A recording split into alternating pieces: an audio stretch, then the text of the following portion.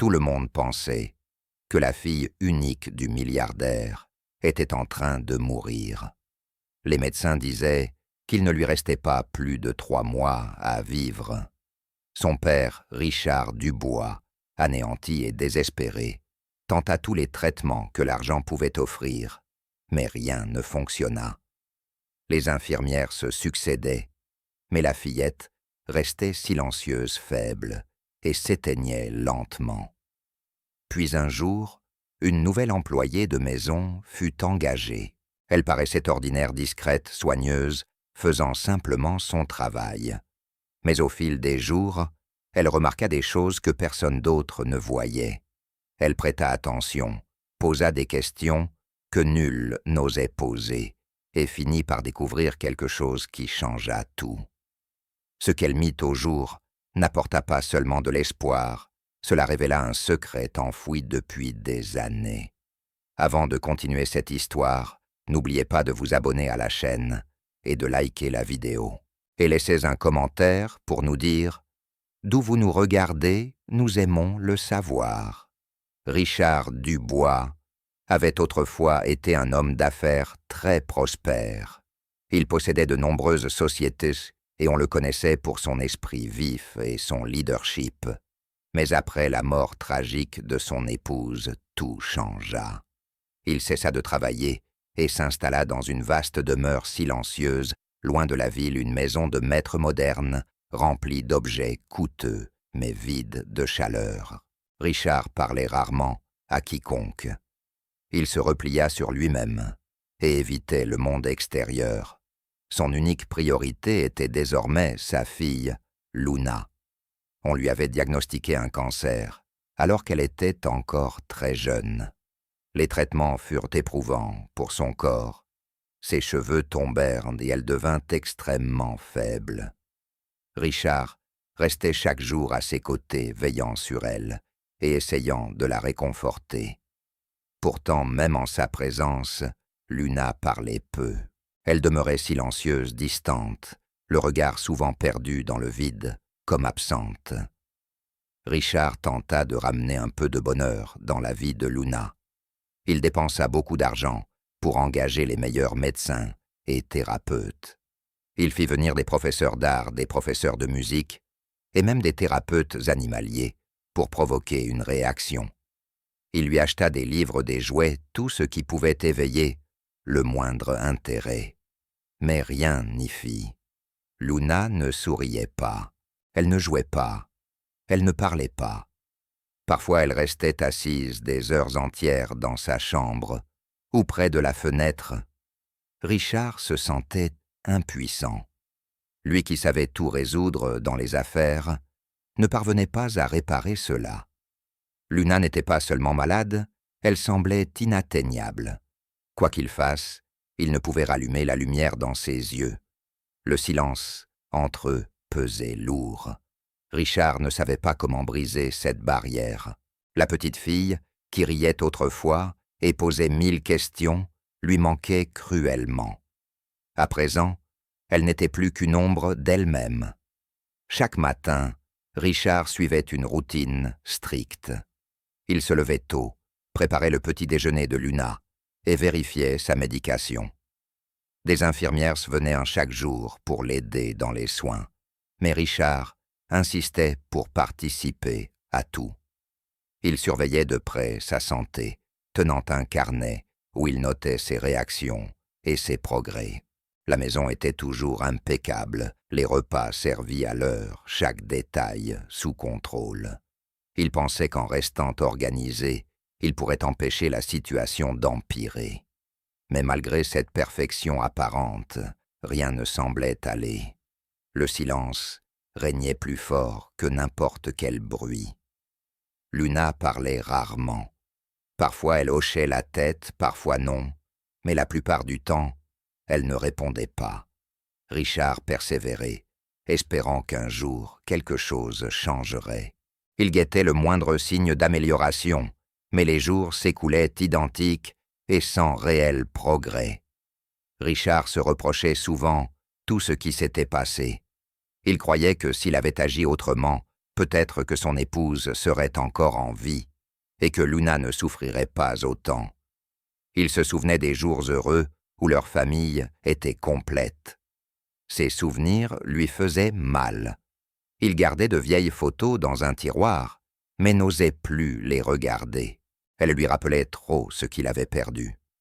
Il portait sa culpabilité comme un poids sur les épaules. La nuit, quand Luna dormait, il s'asseyait dans son bureau, le regard perdu, repensant au passé. Le silence de ces nuits était plus profond encore. Aucun appel, aucune réunion, juste le vide. Ses amis avaient cessé de téléphoner. Ses employés géraient les entreprises sans lui.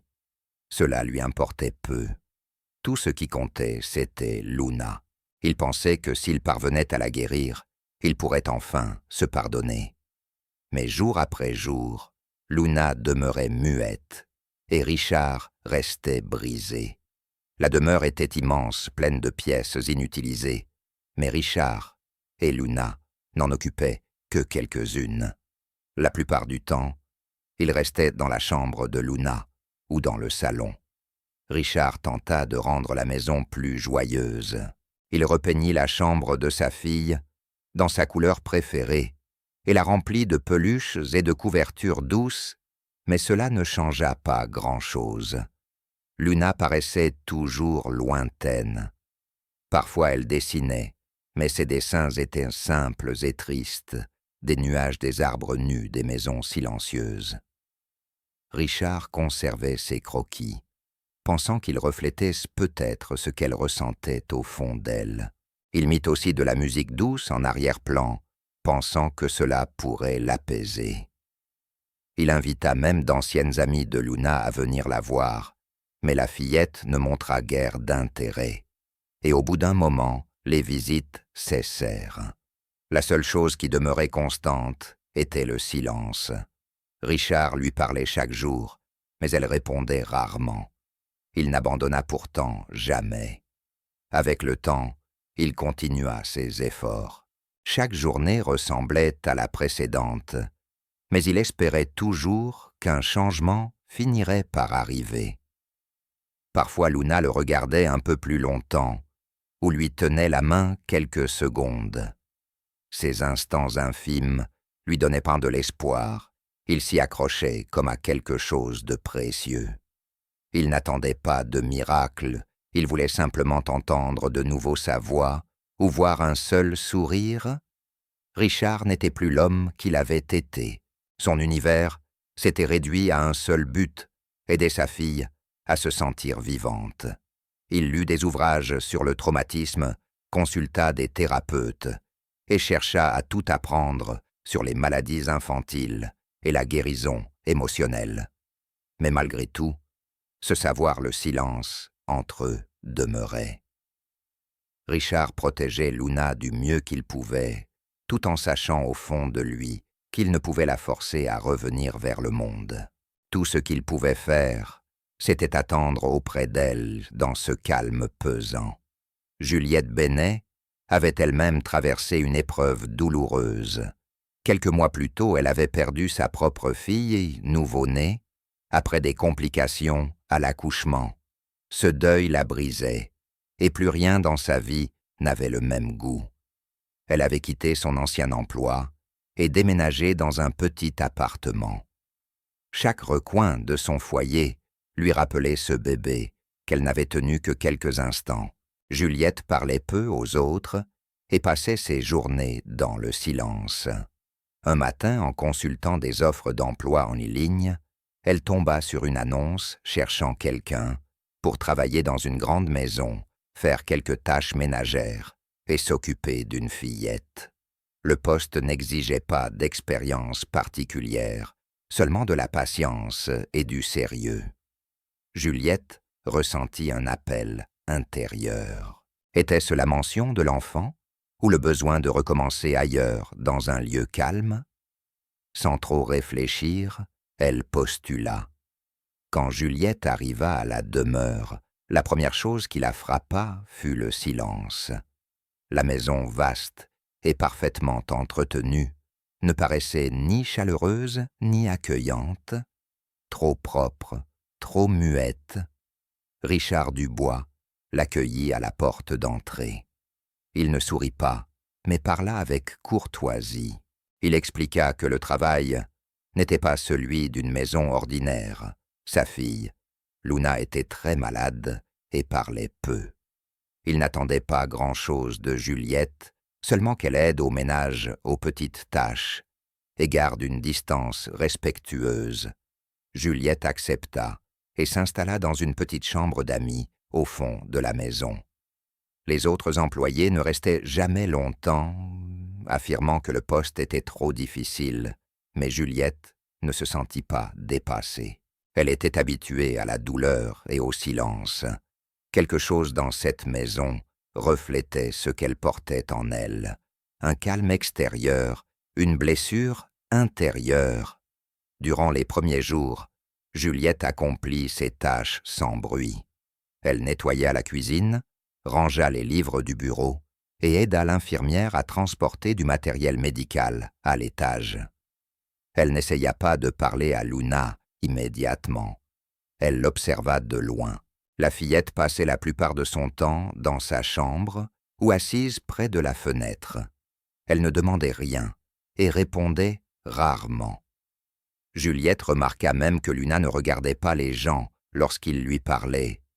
Mais ce qui frappa le plus, Juliette n'était pas seulement la maladie, c'était la solitude absolue qui émanait d'elle. Ce n'était pas qu'une faiblesse physique, il y avait un vide émotionnel. Juliette connaissait ce silence. C'était celui qu'elle avait ressenti après la perte de son propre enfant. Elle ne voyait pas en Luna une simple fillette à soigner, mais une âme qui avait perdu quelque chose au plus profond d'elle-même. Juliette commença alors de petits gestes discrets pour créer un lien. Elle parlait peu agissant, plutôt par attention. Elle laissait une couverture chaude pliée au pied du lit de Luna. Elle posait des fleurs fraîches sur la table de nuit, aux couleurs douces, jamais trop vives. Un après-midi, elle apporta une petite boîte à musique et la déposa près d'elle. Elle n'en dit rien, mais aperçut Luna tourner légèrement la tête quand la mélodie s'éleva. C'était une réaction minime, mais c'était déjà quelque chose. Juliette s'asseyait aussi parfois devant la chambre de Luna pour lire tranquillement. Elle ne forçait rien. Elle voulait simplement être proche sans la gêner. Peu à peu, Luna se mit à lui jeter des regards, puis à soutenir son regard quelques secondes. Juliette répondait toujours par un sourire doux, sans jamais insister.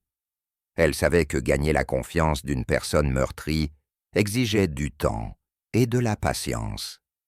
Richard remarqua la différence. Au début, il ne dit rien, mais observa attentivement. Contrairement aux autres employés, Juliette ne cherchait pas à l'impressionner, ni à poser trop de questions. Elle n'était pas excessivement joyeuse et ne prétendait pas tout arranger. Elle se contentait de son travail et traitait Luna avec un respect silencieux. Richard sentit quelque chose changer dans l'air.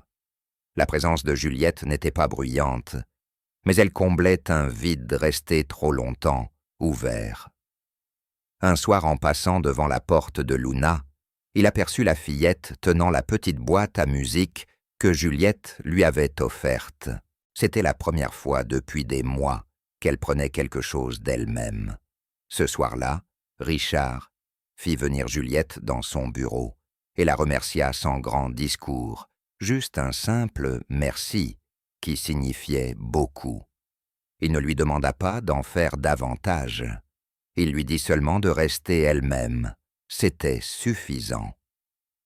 Au fil des jours, Juliette et Luna développèrent une compréhension silencieuse.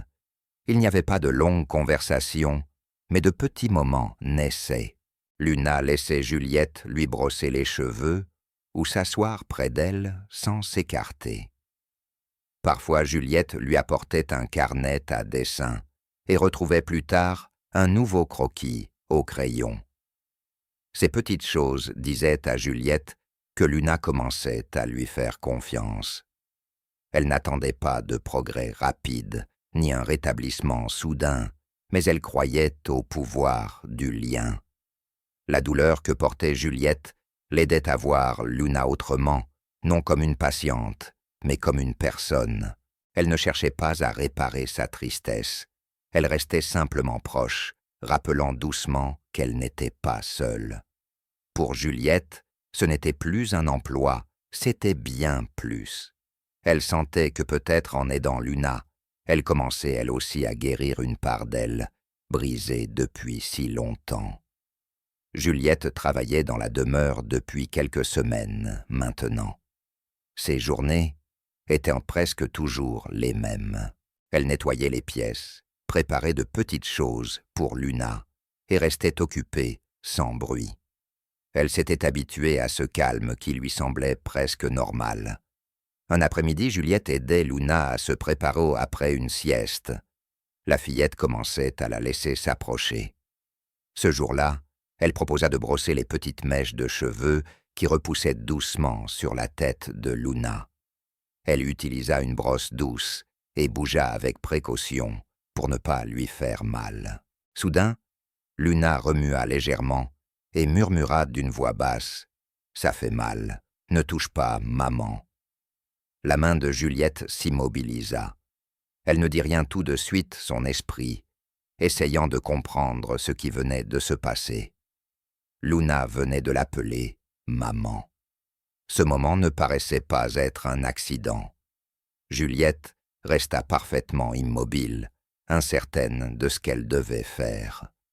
La voix de Luna sonnait effrayée, comme si la douleur qu'elle ressentait dépassait le simple physique. Juliette la regarda doucement, mais Luna ne releva pas les yeux. Elle fixait le sol, serrant le bord de son t-shirt. Juliette posa lentement la brosse et dit « D'accord, on arrête pour aujourd'hui ». Elle ne posa aucune question, ne chercha pas d'explication, mais son esprit bouillonnait. Luna avait toujours été si silencieuse, réagissant à peine. Cette fois était différente. Ce n'était pas seulement le mot « maman » qui comptait, mais le ton chargé d'une émotion, mêlant peur et souvenir. Juliette ignorait quoi penser, mais elle sentait que quelque chose n'allait pas. La réaction de Luna ne concernait pas seulement la brosse, c'était autre chose. Après avoir quitté la chambre, Juliette marcha lentement dans le couloir. Ses pas étaient mécaniques, ses pensées ailleurs. Elle revivait ce moment encore et encore. Elle repensa à la manière dont Luna avait prononcé le mot « maman », comme s'il appartenait à un passé. Juliette, qui avait elle-même perdu un enfant, comprenait la puissance de ce mot. Mais Luna avait une mère décédée, c'est ce que Richard lui avait dit lors de son embauche. Était-il possible que Luna la confonde avec un souvenir, ou s'agissait-il de quelque chose de plus profond? Juliette commença à ressentir un malaise étrange. Quelque chose clochait. La façon dont Luna avait réagi était si précise, comme si elle revivait une scène. Juliette ne voulait pas imaginer le pire, mais elle ne pouvait chasser ce sentiment troublant. Un doute silencieux s'installa en elle, un doute qui ne partirait pas facilement. Dans les jours qui suivirent, Juliette fut plus attentive. Elle ne changea rien en apparence, mais son regard devint plus perçant. Elle remarqua que Luna évitait certains contacts. Parfois, elle tressaillait quand quelqu'un passait trop près derrière elle.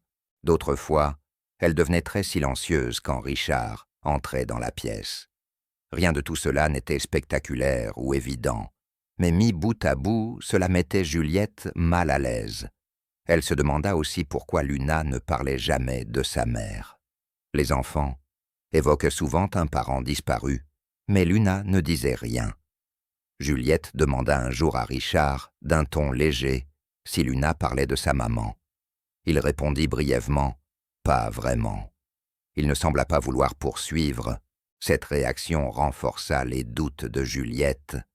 Ce n'était pas seulement ce qui était dit, mais aussi ce qui ne l'était jamais. Le silence entourant le passé de Luna devenait plus lourd que jamais.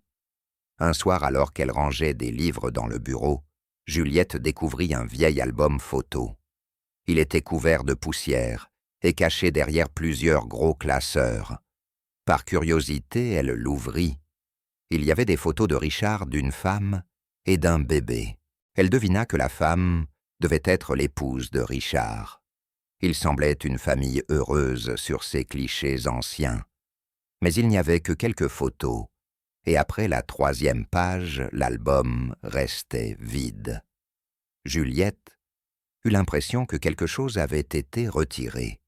Il n'y avait aucune photo de Luna, en grandissant, aucune image d'école, aucun anniversaire, comme si sa vie s'était figée.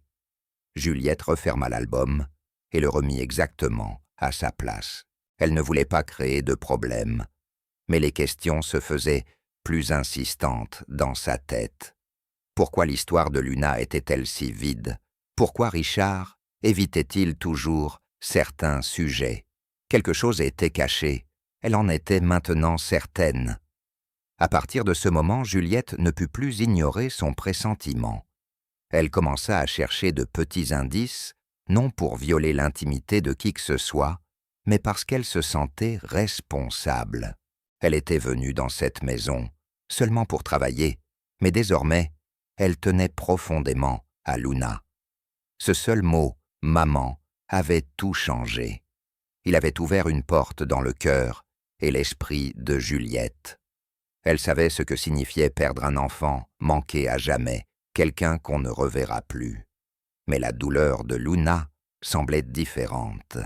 Ce n'était pas seulement une perte, c'était de la confusion, de la peur, et peut-être quelque chose de plus sombre encore. Juliette ne voulait pas tirer de conclusions hâtives. Elle ne pensait pas du mal de Richard, mais elle devait comprendre la vérité. Quelque chose en elle la poussait à découvrir ce qui s'était réellement passé dans cette maison. Elle n'avait pas de plan précis. Elle n'avait que ce moment unique, ce mot unique de Luna, qui avait semé un doute silencieux et grandissant. Juliette commença à explorer davantage les pièces de la demeure pendant son temps libre. Ce n'était pas une simple curiosité, mais une recherche silencieuse de compréhension. La maison avait de nombreux débarras et armoires fermées. Un après-midi, en nettoyant une pièce près de l'escalier du sous-sol, elle ouvrit un vieux placard. À l'intérieur se trouvaient plusieurs cartons étiquetés. La plupart des inscriptions étaient effacées, mais certaines portaient encore des noms de médicaments. Elle tira une boîte et l'ouvrit. À l'intérieur des flacons de pilules, des kits d'injection et des fioles avec des étiquettes médicales qu'elle n'avait jamais vues. Les dates remontaient à plusieurs années et les étiquettes mentionnaient le nom de Luna. En examinant le contenu, Juliette remarqua quelque chose d'étrange. Beaucoup de ces médicaments n'étaient pas courants. Certains portaient des avertissements en lettres rouges. D'autres avaient des noms inconnus. Juliette décida de prendre quelques photos avec son téléphone pour faire des recherches plus tard. Cette nuit-là, après que Luna se fut endormie et que la maison devint silencieuse, Juliette s'assit sur son lit et commença à chercher les noms des médicaments.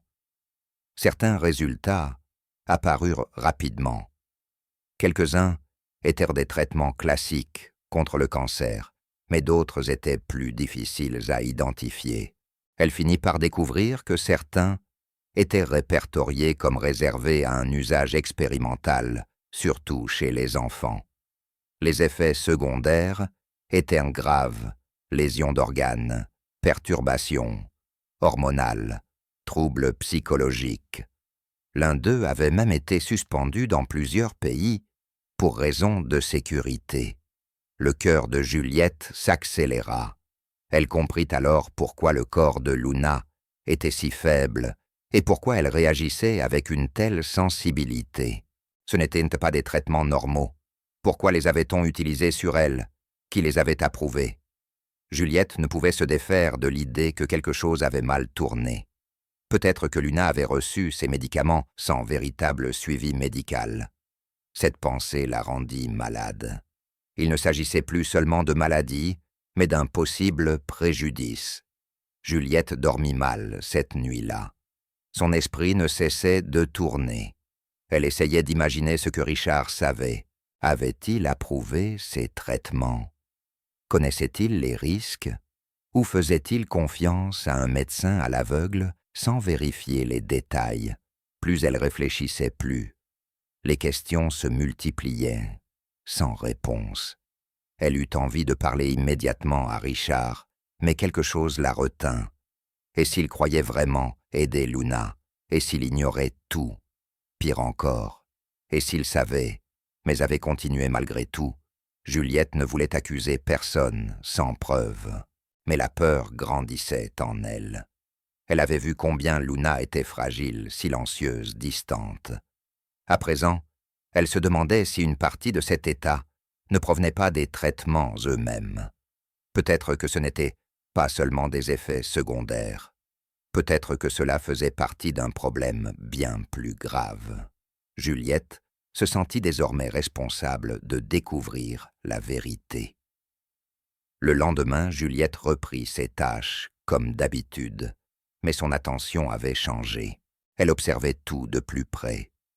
Quand l'infirmière apporta le médicament quotidien de Luna, Juliette scruta les étiquettes, les dosages et le comportement de l'infirmière. Elle ne dit rien, elle observait seulement. Elle vérifia aussi les armoires de la salle de bain, comparant les médicaments actuels à ceux trouvés dans le débarras. Certains noms correspondaient, cela la rendit encore plus inquiète. Elle se mit aussi à consulter les dossiers médicaux de Luna, conservés dans le bureau de Richard. Elle ne prit rien, mais jeta un coup d'œil à certaines notes lorsque Richard s'absenta. Un dossier contenait des rapports de laboratoire avec des termes inconnus. Juliette les nota pour les rechercher plus tard. Plus elle avançait dans sa lecture, plus elle sentit que quelque chose n'allait pas. Ses mains tremblaient légèrement lorsqu'elle referma le dossier. Ce n'était plus une simple intuition. Quelque chose de grave était dissimulé et concernait directement la santé de Luna. Juliette savait qu'elle ne pourrait pas porter ce fardeau seule bien longtemps. Mais parler à Richard était une étape importante. S'il était innocent, elle risquait de l'effrayer. S'il était coupable, elle pourrait se mettre en danger. Elle choisit donc d'attendre encore un peu. Elle voulait plus de preuves comprendre avant de parler. En même temps, le poids, dans sa poitrine, grandissait. Elle s'attachait profondément à Luna. La fillette lui faisait désormais confiance. Elle partageait de petits sourires, des moments silencieux, parfois quelques mots. Juliette ne pouvait rester passive si quelque chose de dangereux continuait. Chaque fois que Luna avalait un comprimé ou recevait une injection, Juliette observait avec inquiétude. Elle commença à tenir un carnet où elle notait tous noms, horaires, réactions. C'était sa façon de garder le contrôle. Elle avait besoin d'un plan, mais surtout de protéger Luna, même si cela signifiait s'opposer à des gens plus puissants. Les jours passèrent, et la vérité se dévoila par fragments. Juliette avait maintenant rassemblé une collection de notes de photos et de questions, mais elle ne savait toujours pas comment agir. La responsabilité devenait écrasante. Ce qu'elle avait découvert ne pouvait être ignoré. Luna n'était pas seulement malade, elle avait peut-être été mise en danger par des décisions d'adultes autour d'elle. Juliette ne voulait pas croire que Richard puisse faire cela volontairement, mais elle ne pouvait plus lui faire une confiance totale. Elle ignorait qui avait pris ces décisions, mais elles étaient mauvaises. La fillette méritait mieux. Juliette regardait Luna autrement désormais, non comme une enfant simplement malchanceuse, mais comme quelqu'un qu'on avait trahi. Cette pensée lui faisait mal. Le lien qu'elle ressentait avec Luna se renforçait. Elle n'était plus seulement une employée. Elle se sentait protectrice, presque une gardienne. Et peu importait la difficulté du chemin, elle était prête à chercher des réponses. Quelque chose de très grave était caché dans cette maison. Juliette devint plus prudente dans chacun de ses gestes. Chaque jour, elle observait Luna de plus près, sans la mettre mal à l'aise, mais avec une attention discrète. Elle remarqua les petits détails, comment Luna réagissait, aux différentes voix, quels objets elle évitait, à quel moment elle paraissait plus détendue. Juliette n'essayait pas de poser trop de questions, ni de pousser Luna à parler. Elle restait simplement près d'elle, toujours calme, toujours disponible. Juliette avait compris que la confiance ne viendrait pas par les mots, mais par la présence. Et peu à peu, Luna changea. Elle commença à regarder Juliette droit dans les yeux. Elle ne se retirait plus lorsque Juliette s'asseyait à côté d'elle. Ces moments étaient infimes, mais pour Juliette, ils signifiaient tout. Elle sentait quelque chose bouger entre elles. Il ne s'agissait plus seulement de soigner Luna physiquement. C'était devenu bien plus profond. Juliette savait qu'elle s'approchait du cœur du monde silencieux de la fillette. Un après-midi, la maison était particulièrement calme. Richard était parti en rendez-vous et l'infirmière s'était éloignée pour un appel téléphonique. Juliette se trouvait dans le salon avec Luna. La fillette était allongée sur le canapé, enveloppée d'une couverture douce. Juliette s'assit par terre, tout près, rangeant quelques livres. Il n'y avait ni musique ni bruit, juste le silence. Puis quelque chose d'inattendu se produisit. Luna se redressa lentement et regarda Juliette. Ses yeux n'étaient pas effrayés cette fois. Ils semblaient plutôt fatigués, comme si elle portait un fardeau lourd. Luna se rapprocha, en rampant, se pencha doucement et passa ses bras autour du cou de Juliette. L'étreinte était légère, mais réelle. Juliette ne bougea pas, d'abord surprise par ce geste soudain, puis elle entoura Luna de ses bras, la tenant avec précaution. C'est alors que Luna murmura tout bas, presque inaudible, « Ne me laisse pas, maman. » Juliette sentit son corps se figer. Ses yeux se remplirent aussitôt de larmes. Elle ne dit rien sur le moment. Sa gorge était serrée, son cœur battait fort. Elle se contenta de tenir Luna immobile. Les mots « Ne me laisse pas, maman » résonnaient encore et encore dans son esprit. Elle sentait les petits bras de Luna serrés autour de son cou. Ce n'était pas une simple étreinte. Ce n'était pas une erreur. C'était plein de peur et du profond désir de ne pas être seule. Juliette ne savait pas si Luna l'appelait vraiment ainsi, ou si un souvenir du passé remontait, mais cela importait peu. Ce qui comptait, c'était que Luna les laissait entrer. Juliette le ressentait. Ce n'était pas seulement de l'affection, c'était de la confiance, un appel à la sécurité. Juliette embrassa doucement le sommet de la tête de Luna et murmura « Je ne vais nulle part ». Elle le pensait de tout son cœur. Les larmes continuaient de couler, mais elle ne les essuya pas. Pour la première fois, Luna avait parlé avec le cœur. Ce moment resta gravé dans l'esprit de Juliette, bien après la fin de l'étreinte.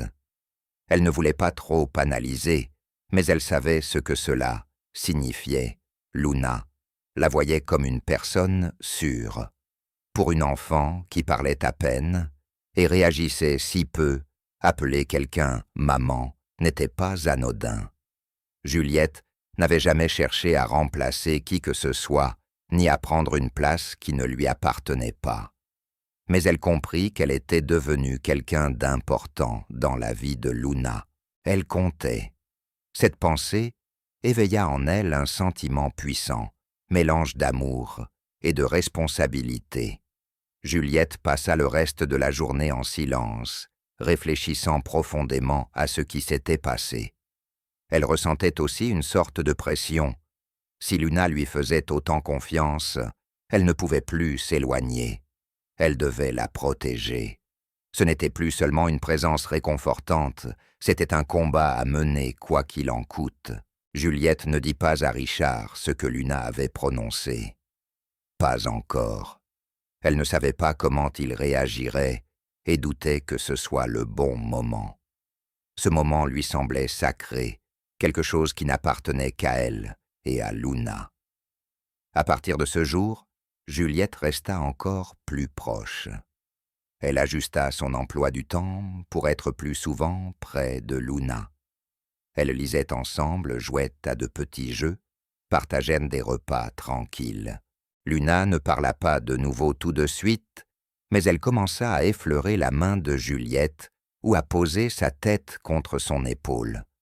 Ses gestes parlaient plus que des mots. Juliette comprit qu'un mur commençait à tomber. Elle comprit aussi que son rôle dans la maison n'était plus un simple travail. Elle était là pour une raison. Elle n'avait pas été placée là par hasard, mais par quelque chose de plus grand. Peut-être pas le destin, mais quelque chose de réel. Juliette n'avait aucune intention de partir. Elle était prête à être ce dont Luna avait besoin. Plus le temps passait, plus elle se sentait choisie. Pas par Richard, ni par une procédure d'embauche, mais par Luna. Dans sa manière douce et innocente, la fillette avait choisi Juliette comme personne de confiance. Et cela signifiait tout. Le moment où Luna avait dit « Ne me laisse pas, maman », n'était pas une erreur, ni un souvenir confus. C'était une véritable demande, un appel à l'amour, à la protection, à la présence. Juliette savait désormais qu'elle ne pouvait pas s'éloigner. Elle ne laisserait ni la peur, ni le doute l'arrêter. Luna avait besoin de quelqu'un pour se battre, pour elle l'écouter, la croire. Et Juliette était prête à être cette personne, pas parce qu'elle y était, obligée, mais parce qu'elle le voulait, parce qu'un amour même silencieux était né entre elles. Dans cette pièce tranquille, durant cette courte étreinte, quelque chose de puissant avait vu le jour. Juliette était devenue plus qu'une aide, elle était devenue une gardienne. Richard revint plus tôt d'une réunion plus tôt que prévu. Il n'en informa personne. Il entra par la porte arrière et se dirigea vers la chambre de Luna, d'où provenaient des voix douces. La porte était légèrement entr'ouverte. En s'approchant, il vit Juliette assise à côté de Luna, la tenant doucement, tandis que la fillette appuyait la tête contre sa poitrine. Juliette parlait à voix basse, la rassurant. C'était un moment paisible plein de tendresse. Richard s'arrêta, observant. Après quelques secondes, il entra sans prévenir. Sa voix était froide. « Qu'est-ce que vous faites ?» Juliette se leva rapidement, déconcertée par son ton. Richard paraissait en colère. « Vous essayez de profiter d'elle? Elle est fragile? Elle ne pense pas clairement. » Juliette fut choquée. Elle tenta d'expliquer, mais Richard n'écouta pas. Il croyait qu'elle franchissait une limite. Sa voix monta. Puis quelque chose d'inattendu se produisit. Luna leva les yeux visiblement nerveuse et courut soudain vers Juliette. Elle entoura fermement sa taille de ses bras. « Maman ne le laisse pas crier », dit-elle assez fort pour que Richard entende.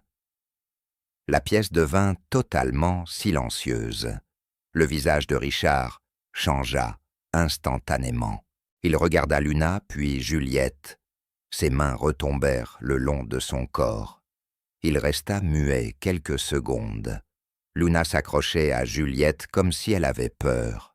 Juliette posa doucement la main sur le dos de la fillette et ne dit rien, laissant le moment parler de lui-même. L'expression de Richard passa de la colère à la confusion, puis à quelque chose de plus lourd, une prise de conscience. Il ne savait comment réagir à ce qu'il venait de voir. Jamais il n'avait vu Luna ainsi. Elle avait toujours été silencieuse, distante, passive. Mais là, elle avait parlé. Elle s'était tournée non vers lui, mais vers Juliette. Cet instant toucha Richard, plus profondément que n'importe quelle explication. Il s'assit sur le bord du lit, semblant soudain plus âgé. Sa voix était douce maintenant. « Elle vous a appelé maman. » Juliette hocha lentement la tête. Elle n'était ni fière, ni triomphante. Elle paraissait tout aussi bouleversée. « C'est arrivé comme ça, dit-elle. Elle avait besoin de quelqu'un. Et j'étais là. » Richard ne répondit pas immédiatement. Il regarda sa fille pour la première fois depuis des années, vraiment. Non seulement son état physique, mais aussi son comportement, ses émotions. Il vit sa peur, sa tristesse, son besoin de protection. Et il comprit quelque chose. Peut-être que sa faiblesse ne venait pas seulement du cancer. Peut-être qu'autre chose l'avait blessé. Peut-être étaient-ce les années de traitement puissant d'isolement et de silence. Richard se leva et quitta la chambre sans dire un mot. Juliette resta auprès de Luna, lui tenant la main. Elles demeurèrent silencieuses. Cet instant avait tout changé. Quelque chose s'était brisé chez Richard, et cela ne pouvait plus être ignoré. Plus tard, dans la nuit, Richard entra dans son bureau et s'assit longuement à son bureau. Il n'alluma pas l'ordinateur, ne passa aucun appel. Il ouvrit plutôt le dossier médical de Luna et recommença à tout lire. Il observa la liste des médicaments, les dosages, les recommandations du médecin. Certains traitements lui semblèrent désormais suspects, trop forts. Il remarqua que certains étaient expérimentaux et se souvint de ce que Juliette lui avait dit quelques semaines auparavant, des paroles qu'il n'avait pas prises au sérieux à l'époque. Sans prévenir personne, il prit une décision silencieuse.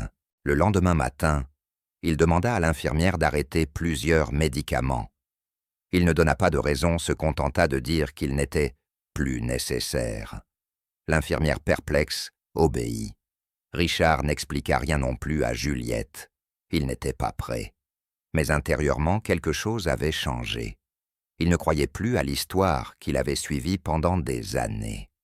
Au cours des jours suivants, Juliette remarqua de petits changements chez Luna. Pas des miracles, mais des signes clairs. Luna paraissait plus éveillée. Elle mangeait un peu plus, montrait de l'intérêt pour un livre de coloriage et demanda même à Juliette de lui relire une histoire. C'était inédit. Juliette ne savait pas exactement ce qui avait provoqué ce mieux, mais elle prit des notes, observant le sommeil, l'humeur, l'énergie de Luna. C'était comme si la fillette revenait doucement à la vie. Richard observait de loin. Il n'intervenait pas, mais il voyait tout. Il surprit un jour un sourire sur le visage de Luna, un sourire qu'il n'avait pas vu depuis des mois. Ce simple geste le toucha plus que n'importe quel rapport médical. Il commença à se demander si l'arrêt des médicaments n'y était pas pour quelque chose. Et si après tout ce temps, le traitement n'était pas la solution, mais une partie du problème. Cette idée l'effrayait, mais lui apporta aussi quelque chose de nouveau, l'espoir. Richard ne parla pas beaucoup de ce qui s'était passé ce jour-là, mais l'image restait dans son esprit, la manière dont Luna s'était accrochée à Juliette, l'appel « maman », l'émotion enfin exprimée. Il savait désormais que quelque chose devait changer. Il ne pouvait plus s'en remettre seulement aux médecins ou aux habitudes. Il devait écouter non seulement avec ses oreilles, mais avec ses yeux, avec son cœur. Pour la première fois depuis des années, il vit que sa fille était toujours là, derrière le silence et la maladie. Il lui avait simplement fallu la bonne personne pour l'aider à parler. Juliette était cette personne. Richard ignorait ce qui se passerait ensuite, mais il comprenait qu'il ne pouvait plus revenir en arrière. Il avait vu la vérité, et avec elle quelque chose en lui s'était rouvert. Après des années d'engourdissement, il ressentait de nouveau quelque chose de réel, un petit espoir, mais puissant. De son côté, Juliette portait depuis plusieurs jours un soupçon lourd. Elle ne cessait de penser aux médicaments que Luna avait pris et aux améliorations survenues après l'arrêt de certains d'entre eux. Juliette ne voulait pas agir sans preuve, mais son instinct lui criait qu'il y avait un problème. Un après-midi, alors que la maison était silencieuse, elle se rendit au placard de rangement dans le couloir. Elle prit soigneusement un des flacons de médicaments, l'enveloppa dans un tissu et le glissa dans son sac, attendant son jour de repos. Juliette ne voulait commettre aucune erreur, alors elle se rendit directement chez une personne de confiance, son amie de longue date, Carla médecin, dans une petite clinique privée. Carla connaissait Juliette depuis des années. Lorsque Juliette lui expliqua la situation, Carla accepta d'envoyer le médicament pour une analyse de laboratoire. Juliette se sentait nerveuse, mais certaine d'avoir fait le bon choix. Elle devait connaître la vérité quoi qu'il arrive. 2 jours plus tard, Carla la rappela. Sa voix était grave, presque glaciale. « Juliette, nous avons les résultats, » dit-elle. « Tu as eu raison de t'inquiéter. » Carla expliqua que le flacon contenait un puissant médicament, utilisé pour des traitements rares chez l'adulte, absolument pas recommandé pour des enfants, surtout pas dans la dose trouvée. C'était 3 fois la quantité considérée comme sûre, même en situation d'urgence. La substance pouvait provoquer une fatigue extrême des lésions aux organes internes et une suppression des fonctions cérébrales normales chez un enfant. Juliette s'assit tremblante. Elle avait la nausée. Elle ne pouvait croire que Luna en avait reçu pendant si longtemps. Carla poursuivit, en précisant que le médicament n'était pas illégal, mais qu'il était classé pour des cas très spécifiques seulement. Juliette la remercia et raccrocha. Ses mains étaient glacées. Elle avait maintenant la confirmation. Il ne s'agissait plus d'un simple excès de traitement. Quelqu'un avait pris des décisions qui avaient mis Luna en grave danger. Et Juliette savait exactement de qui il s'agissait. Le nom figurant sur toutes les ordonnances était le même docteur Atticus Morrow. C'était lui que Richard avait toujours cru depuis le diagnostic de Luna.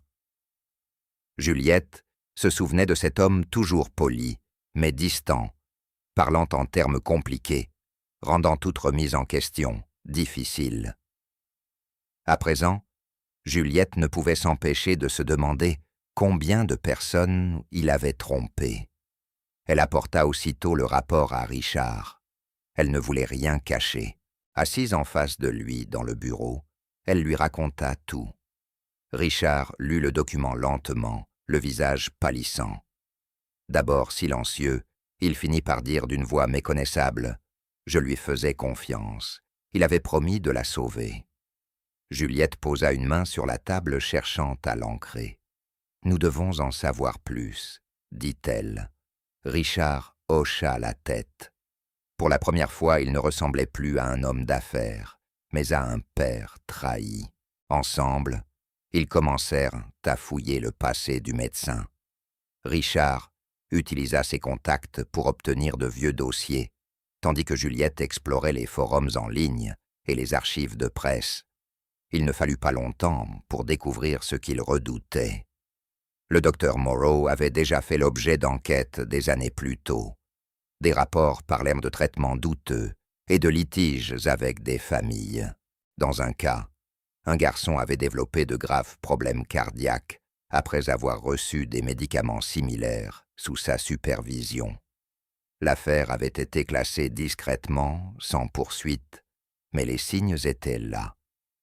Juliette sentit la colère monter. Comment un tel homme pouvait-il encore exercer Richard, trouva d'autres dossiers, d'autres récits, d'autres familles qui avaient en souffert.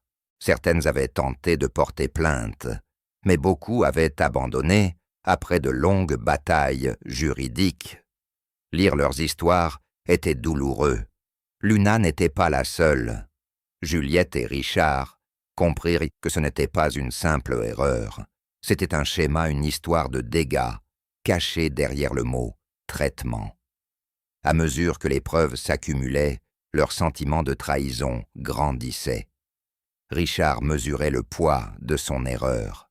Il avait cru le docteur Moreau, aveuglément suivant chaque recommandation, pensant sauver sa fille. Il se rendait compte maintenant qu'il avait été aveugle. Juliette ne le blâmait pas. Elle savait combien la peur et le désespoir pouvaient obscurcir l'esprit. Mais cela ne rendait pas les faits moins graves. Richard cessa de prendre les appels. Il passa des heures à examiner des documents, rechercher des noms, contacter des familles. Certaines acceptèrent de parler, d'autres préféraient ne pas rouvrir les plaies. Mais chaque témoignage ajoutait de la douleur et nourrissait leur détermination. Ils n'étaient pas seulement en colère, ils étaient résolus. Juliette avait commencé tout cela pour Luna. Elle voyait désormais que c'était plus vaste. Il ne s'agissait pas seulement d'un enfant, mais de beaucoup d'autres blessés, en silence, derrière les murs d'hôpitaux et de cliniques. Il devait agir. Il ne pouvait plus se taire. Au milieu de tout cela, Luna demeurait inconsciente des détails. Juliette et Richard gardaient un climat paisible autour d'elle. Mais intérieurement, tout avait changé.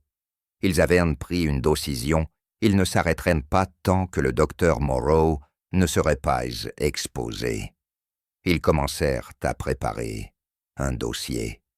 Carla accepta de témoigner si nécessaire. D'autres familles se joignirent lentement. Un avocat entra dans l'affaire. Ce qui avait commencé par un seul flacon de médicaments se transforma en véritable combat pour la justice. Juliette se sentait plus forte que jamais. Son rôle auprès de Luna dépassait désormais les soins, il était devenu protection. Richard, autrefois perdu dans la culpabilité, et le déni se tenaient maintenant à ses côtés. La trahison faisait mal, mais leur nouveau but leur donnait de la force. Ils avaient été dupés par un homme en blouse blanche, mais ils détenaient maintenant la vérité, et avec elle une raison d'agir. Il ne s'agissait plus seulement de Luna, il s'agissait d'empêcher qu'un autre enfant souffre de la même manière. Richard et Juliette rassemblèrent tous rapports médicaux, documents, témoignages, résultats d'analyse. Avec l'aide de l'avocat et le soutien d'autres familles, touchées par les pratiques du docteur Moreau, ils présentèrent le dossier complet au procureur de la République. Celui-ci écouta attentivement et promit d'ouvrir une enquête officielle. Peu après, d'autres informations révélèrent que le docteur Moreau n'était pas seulement négligent, il entretenait des liens avec certaines entreprises pharmaceutiques. Il recevait de l'argent pour tester de nouveaux médicaments non homologués sur des patients vulnérables. Des enfants comme Luna avaient été utilisés dans ces essais secrets. L'histoire était révoltante. À mesure que les preuves affluaient, les médias commencèrent à s'y intéresser. Les chaînes d'infos et les sites web relayèrent l'affaire. La pression publique monta vite. Les gens voulaient des réponses. Richard et Juliette avaient déclenché quelque chose de grand, capable d'apporter enfin la justice, pas seulement pour Luna, mais pour beaucoup d'autres. Mais tout le monde ne souhaitait pas que la vérité éclate. Peu après que l'affaire eut gagné en Isaïe, en visibilité, les problèmes commencèrent.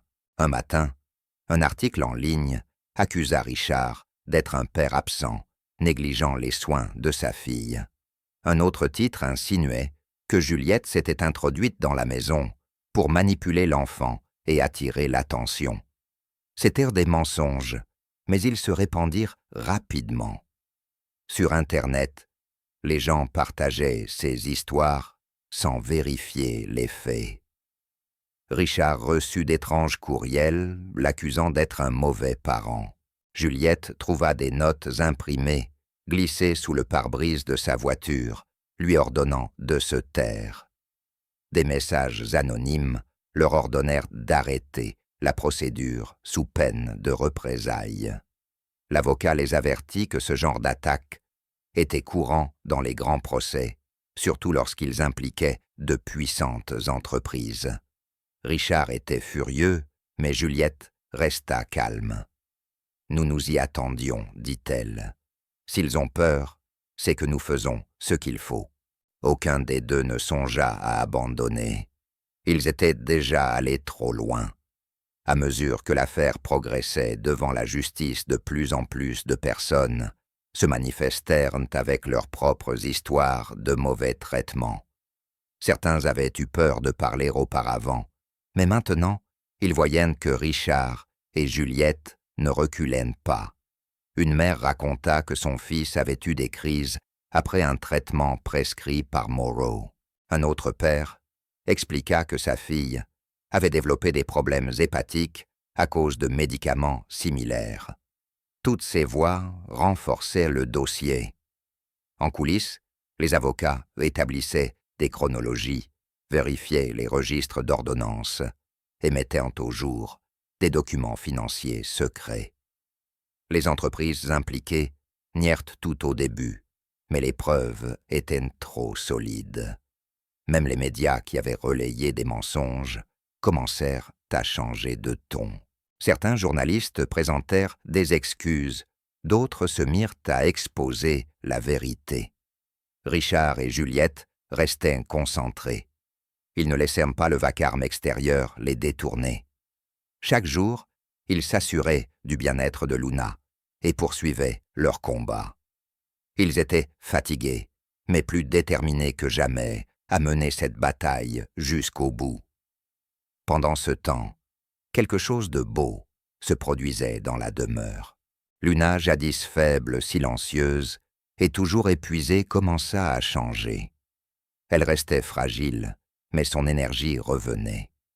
Elle recommença à dessiner, demandant souvent à Juliette de s'asseoir près d'elle, pendant qu'elle coloriait. Parfois elle riait doucement, mais sincèrement. Elle souriait quand Richard lui apportait ses collations préférées. Ses yeux brillaient davantage plus éveillés. Elle demanda même à sortir au jardin. Ces moments donnaient bien de la force à Richard et à Juliette. La route judiciaire restait longue, mais à l'intérieur de la maison, l'espoir renaissait. Les murs qui avaient abrité le silence résonnaient désormais de voix douces, de pas, de musique en fond. La vie revenait dans ce lieu, autrefois figé. L'obscurité qui les entourait se dissipait peu à peu. Et tout commença avec le lent rétablissement de Luna et la confiance qu'elle retrouvait. Il y eut encore des journées difficiles. Les audiences étaient longues. Certains continuaient de croire aux mensonges. Richard luttait avec la culpabilité. Il répétait « J'aurais dû m'en rendre compte plus tôt ». Juliette lui rappelait que l'important était ce qu'il faisait maintenant. Ils n'étaient plus impuissants. Ils agissaient, parlaient, changeaient les choses. Même Luna remarquait la différence. Un soir, alors que Juliette l'abordait, Luna dit « Toi et papa, vous êtes courageux ». Juliette sourit et lui prit la main. Cette phrase resta gravée en elle. Richard et Juliette avaient changé. Ils n'étaient plus seulement deux individus essayant de survivre au chagrin ou à la culpabilité. Ils formaient une équipe plus forte, ensemble que séparément. Leur combat n'était pas seulement juridique. Il était émotionnel, personnel, profond. Ils affrontaient des puissances, mais ils avaient en eux une force plus grande, l'amour pour une enfant, autrefois oubliée, et qui avait retrouvé une voix grâce à eux. Quand l'affaire atteignit la télévision nationale, Richard et Juliette savaient déjà que leur vie ne serait plus jamais la même. Mais cela ne les dérangeait pas. Ils ne cherchaient ni la gloire, ni l'attention. Leur objectif était la justice. Ils voulaient prendre des réponses, des responsabilités, et surtout un changement. Chaque fois qu'ils entraient dans une salle d'audience ou donnaient une déclaration, ils portaient Luna dans leur cœur. La fillette qui autrefois chuchotait et se cachait, souriait désormais dans les couloirs et montrait fièrement ses dessins. La demeure autrefois glaciale vibrait maintenant de chaleur et de mouvement. Ils vivaient entre deux mondes, celui des batailles juridiques et celui des petites victoires quotidiennes. Mais ils trouvaient leur force dans les deux. Ils avaient découvert qu'aucune menace, aucun mensonge, aucun gros titre ne pouvait les arrêter. Leur combat était trop important. Il ne s'agissait plus seulement de Luna. Il s'agissait de nombreux autres enfants passés et à venir. Ils n'arrêteraient pas. La justice était devenue leur mission. Après des mois d'enquête, le procès contre le docteur Atticus Morrow arriva enfin devant le tribunal. Le procureur avait rassemblé suffisamment de preuves pour le faire arrêter, et il fut placé en détention en attendant l'audience. Lorsque le procès commença, l'affaire continua de se répandre. De plus en plus de familles se présentèrent. L'une après l'autre des parents vinrent raconter leurs histoires douloureuses. Beaucoup avaient des enfants ayant souffert d'effets secondaires étranges. D'autres avaient perdu des proches. Le schéma était évident, le docteur Morrow avait utilisé des médicaments expérimentaux sur des enfants sans leur plein consentement. Certaines familles témoignaient en larmes, d'autres avec une colère ferme. La salle d'audience était pleine chaque jour. Des journalistes prenaient des notes au fond. Dehors, des gens brandissaient des pancartes réclamant justice. Juliette et Richard étaient assis ensemble, au premier rang, prêts à partager tout ce qu'ils avaient découvert. Ils n'étaient plus seuls. L'affaire avait pris une ampleur bien plus grande que leur propre histoire. Juliette fut l'une des premières témoins à déposer. Elle s'avança calmement à la barre, un petit dossier de notes à la main, mais n'eut pas besoin de les consulter. Sa voix était ferme lorsqu'elle raconta au tribunal comment elle avait découvert le médicament, contacté son ami médecin et appris que les analyses révélaient des substances dangereuses.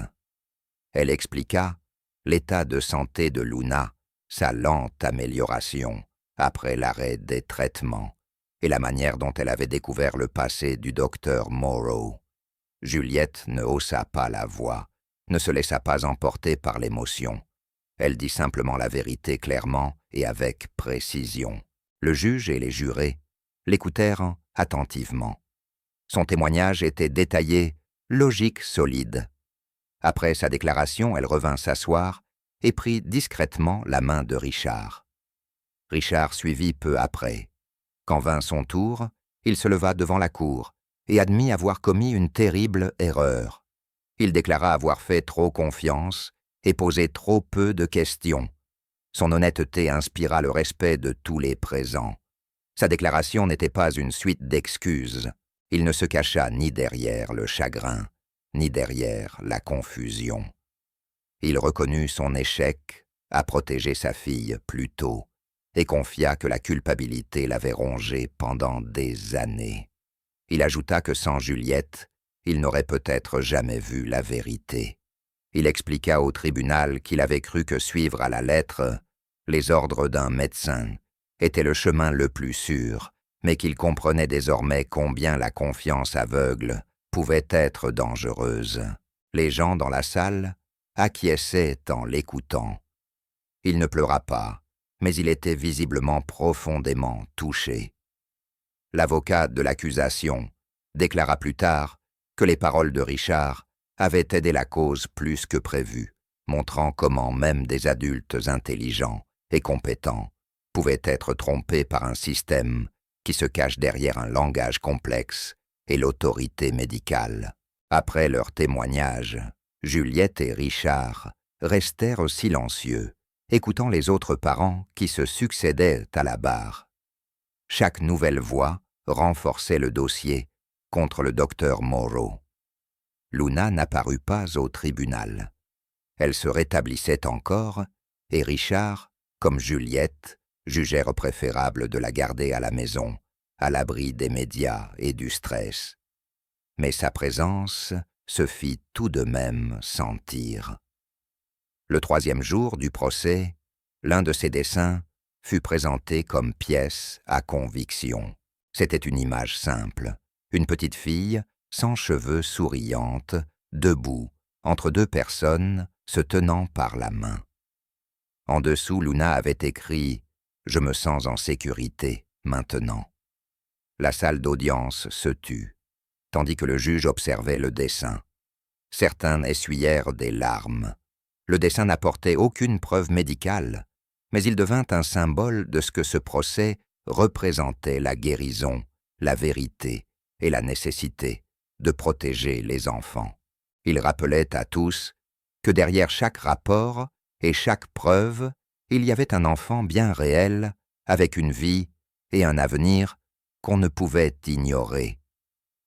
La dernière phase du procès arriva rapidement.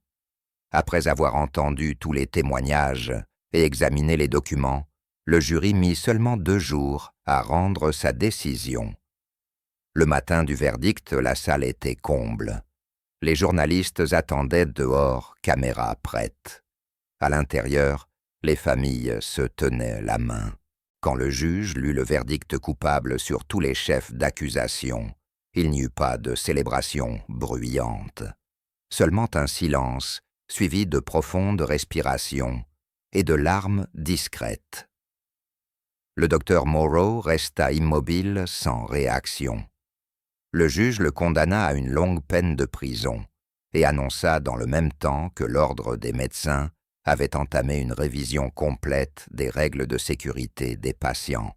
De nouvelles lois étaient proposées pour limiter l'usage de traitements expérimentaux, surtout sur les enfants. Juliette et Richard ne dirent pas grand-chose après l'audience. Ils se levèrent, embrassèrent leur avocat et quittèrent le tribunal. Ils avaient fait tout ce qui était en leur pouvoir. Ils pouvaient enfin respirer sans crainte. De retour dans la grande maison, l'atmosphère était totalement différente de celle d'il y a quelques mois. La demeure autrefois froide et distante respirait désormais la chaleur et la paix. Luna dessinait à nouveau. Elle passait du temps dans le jardin, riait avec Juliette et posait 1000 questions. Richard se joignait souvent à elle, n'étant plus distant ni silencieux. Il parlait en décolle de futurs voyages, de choses simples comme cuisiner ou réparer l'ancienne balançoire du jardin. Juliette resta non pas comme employée, mais comme membre de la famille. Le procès était terminé, mais leur vie entamait un nouveau chapitre. Ils avaient affronté la douleur, la culpabilité et la peur. Désormais, ils avançaient avec amour, confiance et sérénité. La justice avait été rendue, mais plus encore l'espoir était revenu. Ce qui avait commencé comme une quête de réponse était devenu quelque chose de bien plus grand, un combat qui avait protégé de nombreux enfants et redonné une chance à une petite fille, autrefois oubliée. Après tout ce qu'ils avaient traversé, la vie commença enfin à retrouver une normalité pour Luna. Avec la bataille judiciaire derrière eux et la maison emplie de paix, Richard et Juliette décidèrent qu'il était temps pour Luna de vivre enfin ce qu'elle n'avait jamais pleinement connu, une véritable enfance. Ils l'inscrivirent dans une école du quartier. Chaque matin, Juliette l'aidait à se préparer, préparant son déjeuner et ajustant ses vêtements. Richard la conduisit le premier jour. Tout le monde était nerveux, surtout Luna. Elle n'avait pas côtoyé d'autres enfants depuis longtemps. Mais à leur grande surprise, elle s'adapta rapidement. Ses camarades de classe l'accueillirent chaleureusement, et les enseignants remarquèrent vite son talent pour le dessin. Ses cahiers se remplirent d'images colorées montrant des scènes de son passé, de ses rêves et de sa nouvelle vie. La fillette qui parlait à peine répondait désormais aux questions. En classe, levait la main avec assurance et se faisait de nouveaux amis. Elle avait trouvé sa voie, non pas grâce à la médecine, mais grâce aux liens humains. Au fil de l'année scolaire, Luna continua de grandir. Elle restait menue et devait encore voir les médecins de temps en temps, mais son énergie s'améliorait. Elle rejoignit un petit atelier artistique à l'école et commença à remporter de modestes prix pour ses dessins. Un jour, la conseillère d'orientation la proposa pour un prix national, récompensant le courage des jeunes élèves. Luna fut invitée à une cérémonie officielle où elle monta sur scène pour recevoir une médaille de bravoure. Des journalistes prirent des photos. Son nom fut mentionné dans la presse locale. L'attention ne la rendait pas nerveuse. Au contraire, elle souriait fièrement, tenant la médaille dans une main et la main de Juliette dans l'autre. Juliette se tenait à ses côtés, émue mais fière. Richard, assis dans le public, essuyait des larmes. Il savait combien sa fille avait parcouru de chemin. Luna commença à recevoir des lettres d'autres enfants, traversant des épreuves. Certains écrivaient que son histoire leur donnait de l'espoir. Son parcours inspirait désormais bien au-delà des murs de leur maison. Un après-midi, Juliette fut appelée pour assister à un événement scolaire. Elle pensa qu'il s'agissait d'une assemblée ordinaire, mais quelque chose de spécial avait été préparé. En arrivant, elle vit Luna sur scène tenant une petite enveloppe. Une représentante des services de l'enfance se tenait à ses côtés. Lorsque le public se tut, Luna avança et lut à voix haute une petite carte. « Aujourd'hui, je veux partager quelque chose d'important. Juliette a toujours été plus que celle qui prenait soin de moi. Elle est ma mère dans tous les sens qui comptent. » La femme à ses côtés annonça alors que Juliette était désormais officiellement et légalement la mère adoptive de Luna. Juliette fut totalement bouleversée. Les mains sur la bouche, elle se mit à pleurer. Elle monta sur scène, serra Luna très fort et la tint longtemps dans ses bras. La salle applaudit, certains pleuraient, d'autres souriaient. Ce moment marqua un tournant non seulement pour Juliette et Luna, mais pour tous les témoins. Après cela, leur lien se renforça encore. Juliette aida Luna à aménager un petit atelier d'art à la maison. Richard libéra une pièce lumineuse près du jardin et la transforma en espace créatif pour Luna. Il y avait des peintures, des toiles, des étagères pour les fournitures et un bureau près de la fenêtre. Luna se mit à créer chaque jour. Ses dessins devinrent plus complexes, plus profonds, emplis d'émotions. Les années passèrent rapidement. Luna devint adolescente, puis jeune adulte. Sa passion pour l'art resta intacte et elle décida de l'étudier sérieusement. Elle postula dans une école d'art et fut acceptée avec une bourse. Juliette l'aida à faire ses bagages et Richard la conduisit sur le campus. Même si les adieux furent difficiles, ils savaient tous deux que Luna était prête. Sa force venait d'avoir survécu à ce que peu d'enfants affrontent, mais surtout de l'amour et de la sécurité trouvée à la maison. À présent, elle était prête à partager son histoire à travers l'art. Quelques années plus tard, Luna envoya des invitations à tous ceux qu'elle aimait. Elle organisait sa première exposition professionnelle. L'événement tenu dans une galerie calme du centre-ville présentait des œuvres retraçant son parcours entre maladie, peur, rétablissement et amour. Les visiteurs découvraient ses dessins accrochés sur des murs blancs immaculés. L'un montrait une petite fille recroquevillée dans un lit d'hôpital. Un autre représentait une femme assise à ses côtés, lui tenant la main. D'autres tableaux étaient plus colorés, pleins de vie et de mouvement. Chaque pièce racontait une partie de son histoire. Le soir du vernissage, Luna se tint devant la salle et prononça un discours. Sa voix était claire, ses mots choisis avec soin. « Les gens pensent que ma force vient de la médecine, dit-elle. Mais la vérité, c'est que ma première force vient du cœur de Juliette.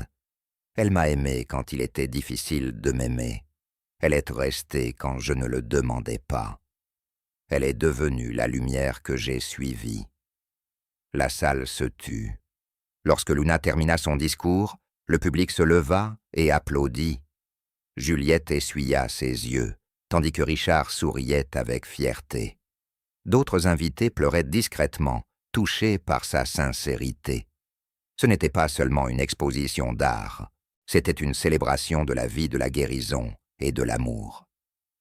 Les visiteurs parcouraient la galerie en regardant chaque œuvre avec un regard nouveau. Luna marchait aux côtés de Juliette, lui tenant la main comme autrefois. Mais cette fois, elle n'était plus la fillette fragile qui avait besoin de protection. Elle était l'artiste, la survivante, et la voix de ceux qui avaient autrefois gardé le silence.